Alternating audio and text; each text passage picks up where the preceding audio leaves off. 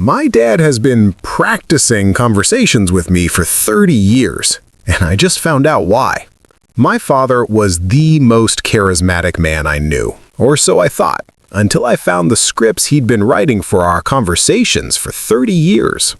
Hey everyone, before we get into the video, don't forget to subscribe and smash that like button if you want more stories just like this. Thanks for the support. My name is Henry, and I'm 28 years old. For my entire life, my father has been my anchor, my lighthouse, the unwavering source of wisdom in a world that often felt chaotic and confusing. He wasn't just a dad, he was a philosopher, a cheerleader, and a confidant all rolled into one.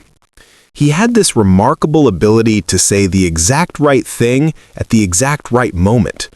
When I failed my driving test at 16, crushed and embarrassed, he didn't just say, "Better luck next time." He sat me down, his calm presence a soothing balm, and explained that failure wasn't a full stop, but a comma in a much longer, more interesting sentence. When I had my heart broken in college, sobbing into a pint of melting ice cream, he didn't offer platitudes. He told me that hearts were like muscles. The pain I was feeling was just the strain of it growing back stronger, ready to lift more weight next time. His words were always so perfectly crafted, so profoundly insightful, that I often wondered how he did it. I just chalked it up to him being, well, him. A naturally gifted, emotionally intelligent man who had life all figured out. Our conversations were my most treasured possessions, seamless exchanges where I felt seen, heard, and completely understood. He was the rock I built my world upon, solid and unshakable. Last Tuesday, I was helping him clean out his home office. The air was thick with the scent of old paper and lemon polish. We were tackling a particularly cluttered corner behind his desk, a graveyard of forgotten electronics and dusty file cabinets. He asked me to sort through a stack of old cardboard boxes, relics from his early career as an architect. Most of it was mundane, project drafts from the 90s, bundles of faded blueprints, and office supplies that had long since fossilized. But tucked away in the very back, almost hidden from view, was a small, unassuming leather-bound notebook. It didn't look like a work journal. It was worn smooth at the edges, the once rich brown leather now a pale, scuffed tan. A simple string was wrapped around it, holding it closed. Something about it felt intensely personal, a quiet secret in a room full of professional noise. I pulled it out, my fingers tracing the indented surface. My dad was across the room, engrossed in untangling a nest of old computer cables, so I quietly undid the string. I expected to find sketches, or maybe personal notes, maybe even poetry. I opened it to the first page, and my eyes scanned the neat, familiar cursive. It was his handwriting, no doubt about it, but the content was baffling. It was a date from over 25 years ago, followed by the heading, "Conversation with Henry, First Lost Tooth." Below it, in bullet points, were lines of dialogue. Not just notes, but full sentences. Ask if it hurts. Validate his fear. Compare to a superhero losing a power but getting a new one. Use the tooth fairy as a metaphor for positive change. My breath hitched in my throat. I flipped to another random page. Topic: Henry didn't make the soccer team.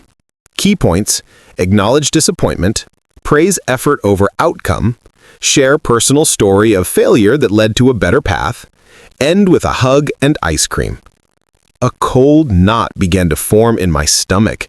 I flipped through page after page, decades of my life laid out in meticulously planned dialogue. My first C on a report card, my argument with my best friend in 7th grade, my anxiety about starting high school, my college acceptance letter, it was all there.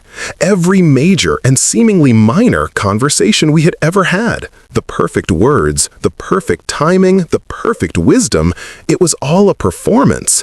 And my father, my brilliant, charismatic father, was the sole actor, following a script he had written just for me. The office, once a familiar sanctuary, suddenly felt like a stage, and I was just now realizing I had been an unwitting participant in a play I never knew existed. the world tilted on its axis. The leather-bound notebook felt impossibly heavy in my hands, its weight a physical manifestation of the crushing realization that was settling over me. My mind raced, reeling, trying to reconcile the man I thought I knew with the evidence of this elaborate, decades-long deception. I sank into his worn leather desk chair, the cool creak of the leather a stark contrast to the firestorm of emotions raging within me. Betrayal was the sharpest, most immediate sensation. It was a hot, acidic feeling in my gut. All those moments I had cherished, the times I felt his words were a lifeline, pulling me from the turbulent waters of my own insecurities, were they just recitations? Was the comfort I felt a lie? I remembered so vividly the day I called him from my dorm room freshman year, panicking because I couldn't figure out what to major in. I felt so lost, so adrift. His voice on the other end of the line had been a beacon of calm. He told me that a major wasn't a map, but a compass. It didn't show you the destination, it just pointed you in a direction, and the real adventure was in the journey of discovering the path for yourself. It was beautiful, it was profound, and it had shaped my entire perspective on education and life. Now, I couldn't help but wonder if he had that gem of wisdom tucked away in a notebook somewhere, filed under Henry, College Crisis. The thought made me feel sick. I forced myself to keep reading, a morbid curiosity compelling me to understand the full scope of this secret. The notebooks weren't just one-offs. As I carefully emptied the box, I found more. A whole series of them, spanning from my early childhood to just a few months ago. They were all identical in format: date, topic, bullet points for key phrases, and sometimes little annotations in the margins. Next to the first lost tooth entry, in a slightly faded pencil, he had written, "Remember to smile gently. Don't show your own teeth, might be scary." It was so detailed, so methodical, so clinical. It felt less like a father's notes and more like a psychologist's case study. I found the entry for my high school graduation. He had scripted his entire congratulatory speech, including a line about how proud he was of the person I was becoming, not the achievements I had collected. I had been so moved when he said that to me, touched by the sheer sincerity of his words. Now, the memory was tainted, the emotion feeling foolish and naive. How could I have been so blind? The signs were there, in hindsight. The slight, almost imperceptible pause before he'd offer a particularly poignant piece of advice. The way he'd sometimes close his eyes for a brief moment, as if accessing a file in his brain. I always interpreted it as him thinking deeply, drawing from a well of inherent wisdom. But now, I saw it for what it was, him pulling up his notes, accessing the script.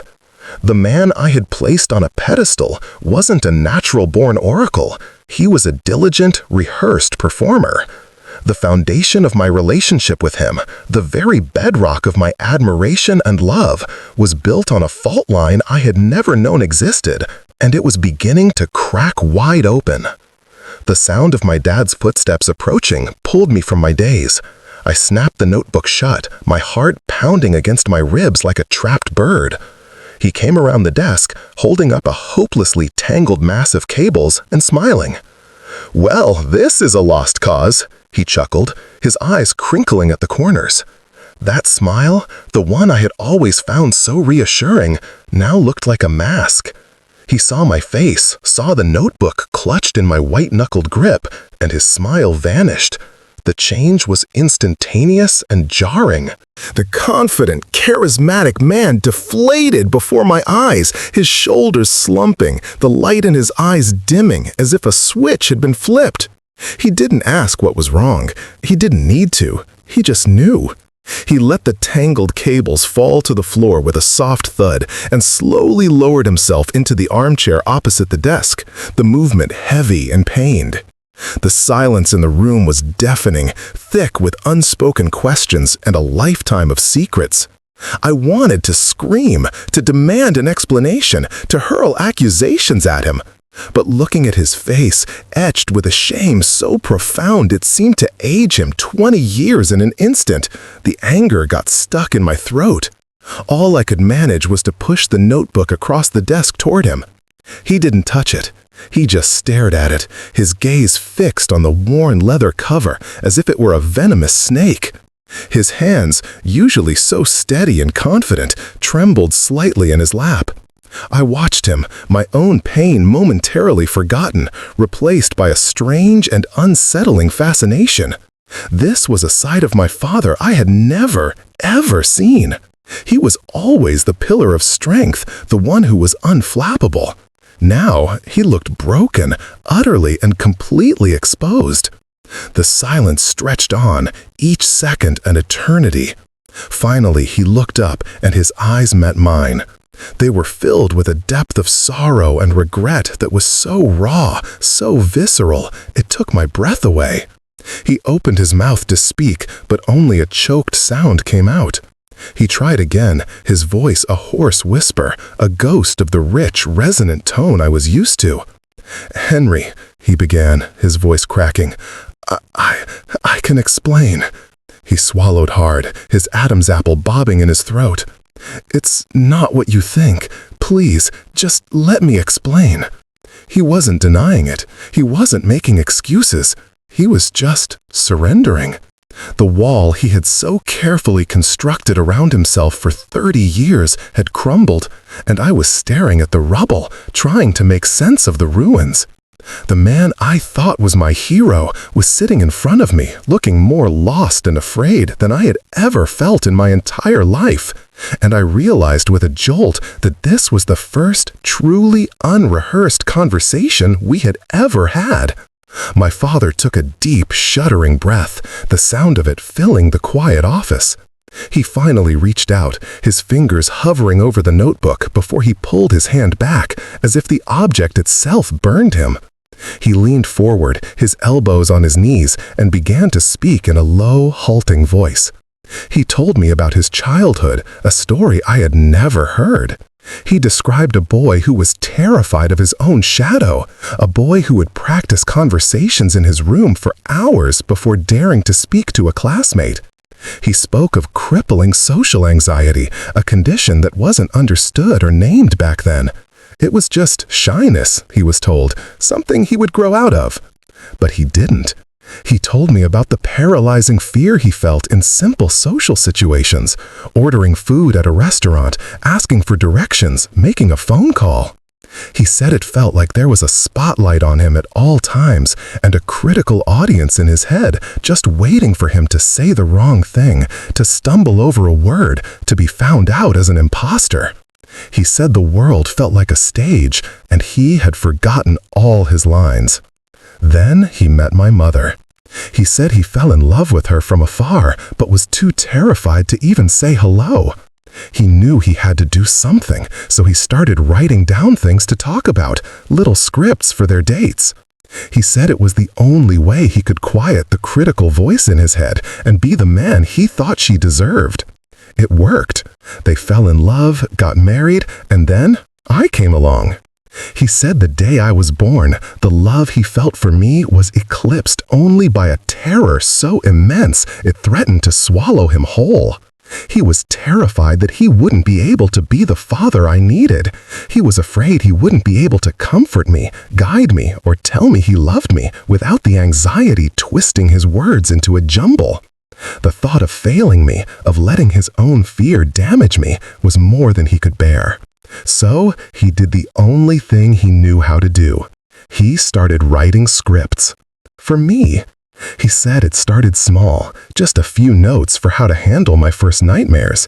But it grew. He said he would spend hours every week preparing for our talks, wanting to be ready for any question, any crisis, any moment of joy or sorrow I might experience. He wasn't trying to deceive me, he insisted, his voice cracking with emotion. He was trying to protect me. He was trying to protect me from him, from his own brokenness. He wanted me to have a father who was wise and strong and articulate, even if he had to build that father line by line in a notebook. He looked at me, his eyes pleading for understanding. "It was never about not being genuine, son," he whispered. It was about loving you so much that I was willing to do anything, even this, to be the father you deserved. The weeks that followed were strange and disorienting. The scripts were gone. My father, in a gesture of finality, had packed up every single notebook, every last piece of evidence of his secret life, and put them in a box in the attic. Our conversations, once so smooth and effortless, were now filled with a new kind of texture. They were hesitant, punctuated by pauses, by ums and ahs, by moments where he would search for a word and not be able to find it. At first, it was jarring. I found myself missing the old, charismatic father, the one with the perfect answers. I felt a sense of loss, a grief for the illusion that had been so comforting. But as the days turned into weeks, something else began to emerge from the awkwardness. Something real. I started to see him, truly see him, for the first time. I saw the man behind the curtain, the vulnerable, flawed, and incredibly brave man who had fought a silent war for 30 years, all for me. The love I felt for him began to change, deepening from the admiration I had for a perfect idol into a more complex, more profound love for a real, struggling human being. One afternoon, we were sitting on the porch, watching the sunset paint the sky in shades of orange and pink. We were talking about nothing in particular, just the quiet, rambling conversation that had become our new normal. He was telling me a story about a project at work, and he got stuck on a word, trailing off into silence. In the past, he would have had a perfect, witty anecdote ready to go. But now, he just sat there, a little frustrated, a little embarrassed. I didn't jump in to fill the silence. I just waited. And after a moment, he looked at me and gave a small, self-deprecating shrug. "Well," he said, "you get the idea." And in that simple, imperfect moment, I felt a wave of love for him so powerful it almost brought me to tears. It was more real, more authentic than any perfectly crafted piece of wisdom he had ever given me. I realized that his struggle was his greatest gift to me. He had shown me what it means to be brave, not by being fearless, but by being terrified and doing it anyway. He had shown me what it means to love, not by being perfect, but by being willing to do whatever it takes to show up for the people you care about. I started to see his anxiety not as a weakness, but as a testament to the depth of his love. The scripts weren't a lie. They were a love letter, written over 3 decades, one bullet point at a time. I was no longer the son of a charismatic hero. I was the son of a quiet warrior, and I had never been more proud. My engagement party was last weekend. It was a small affair, just close family and friends in my parents' backyard. As the evening wore on, my best friend nudged me, whispering that it was time for the father of the groom-to-be speech. My heart leapt into my throat. I looked over at my dad, who was standing by the buffet table, looking a little overwhelmed by the crowd. Our eyes met, and I saw a flicker of the old panic in his expression. I gave him a small, encouraging smile, a silent reminder that he didn't have to be perfect. He nodded, took a deep breath, and walked over to where I was standing. He tapped a spoon against his glass, and the chatter died down. All eyes were on him. This was it, the ultimate test. The old him would have had a room-silencing, tear-jerking, perfectly crafted speech ready to go. The new him just had himself. He cleared his throat, and for a moment I thought he might freeze. But then he looked at me, and his expression softened. "I'm not very good with words," he began, his voice a little shaky. A few people chuckled, assuming he was being modest. But I knew he was being brutally honest. "I've spent most of my life being afraid of saying the wrong thing." He paused, looking out at the faces of our friends and family. "But when I look at my son, and I look at the wonderful woman he's chosen to spend his life with, I'm not afraid anymore. I'm just grateful." He went on, not with poetic metaphors or profound philosophical insights, but with simple, heartfelt truths. He talked about the day I was born, not as a grand, epic event, but as a quiet, terrifying, and beautiful moment that changed his life. He talked about my fiancée, not with flowery compliments, but with genuine observations about her kindness and her character. It wasn't a perfect speech. It was a little rambling, a little awkward, and at one point, he lost his train of thought and just stood there for a few seconds, smiling. But it was the most beautiful thing I had ever heard, because it was real. It was him. When he finished, the applause was thunderous, but all I could hear was the sound of my own heart, swelling with a love so immense it felt like it might burst. As he hugged me, he whispered in my ear, "I think I'm getting the hang of this." And I knew with absolute certainty that he was. The scripts were gone, but the love story they were written for was just getting started.